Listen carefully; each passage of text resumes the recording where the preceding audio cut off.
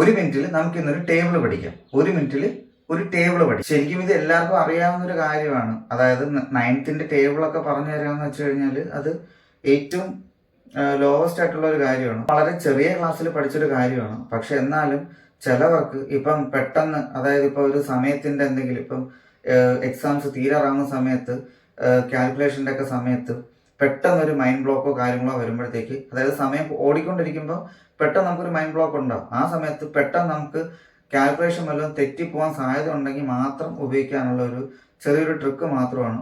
നമ്മൾ കൊച്ചു ക്ലാസ്സിൽ പഠിച്ചൊരു കാര്യം തന്നെ, അറിയാത്തവർക്ക് വേണ്ടി മാത്രം ഇത് ചെയ്യുന്നതേ ഉള്ളൂ.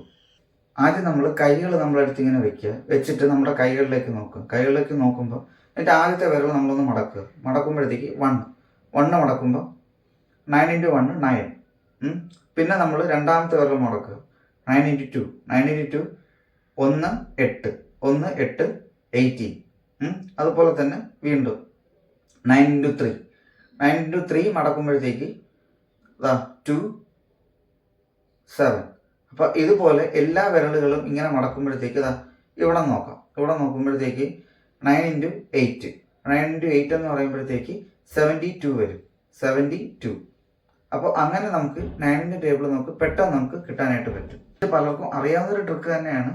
ഞാൻ ജസ്റ്റ് ഇതിൻ്റെ കൂട്ടത്തിൽ കോഡ്സ് ആയതുകൊണ്ട് പറഞ്ഞു പോയിന്നേ ഉള്ളൂ.